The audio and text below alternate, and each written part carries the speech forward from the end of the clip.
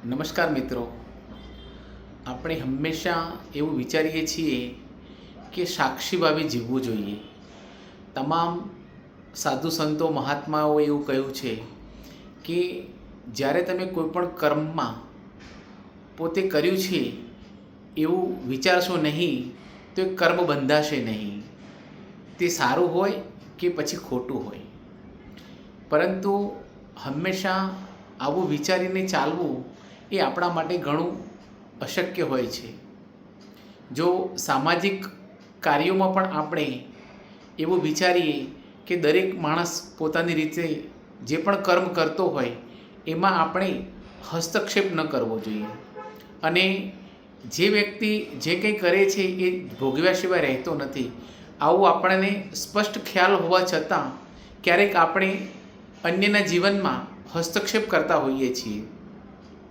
તો જ્યારે તમે પોતાના જ કાર્યમાં પોતે કાર્ય કર્યું છે એવું કહેવા ન માગતા હોય તો શા માટે આપણે બીજાએ શું કરવું જોઈએ અને શું ન કરવું જોઈએ તેની પળોજણમાં પડવું જોઈએ? તો તમે હંમેશા જ્યારે પણ જે પણ કર્મ કરો તે એકદમ સાક્ષી ભાવે કરો, નિસ્વાર્થ ભાવે કરો, તો એ પરિણામ ખૂબ સારું મળશે. અને જ્યારે તમે બીજાના કર્મ કેવા હોવા જોઈએ, કેવા ન હોવા જોઈએ, અથવા તો બીજાએ શું કર્યું અને શું ન કરવું જોઈએ, આવી બધી બાબતોમાં જ્યારે તમે પડશો તો હંમેશા તમે બધાની ટીકા કરશો, અને જ્યારે તમે બધાની ટીકા કરતા રહેશો ત્યારે ધીરે ધીરે ધીરે તમે એકલા પડી જશો. તો જીવનમાં હંમેશા તમે એવો પોતાનો સ્વભાવ કેળવો કે મારા કાર્ય સિવાય મારે અન્યના કાર્યમાં દખલ અંદાજી ન કરવી જોઈએ.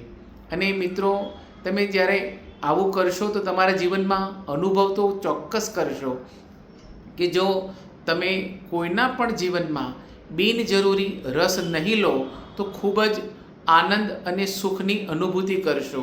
કારણ કે બીજાના જીવનનો કર્મનો કચરો જો તમારા મગજમાં નહીં હોય તો હંમેશા તમે પ્રસન્ન રહેશો.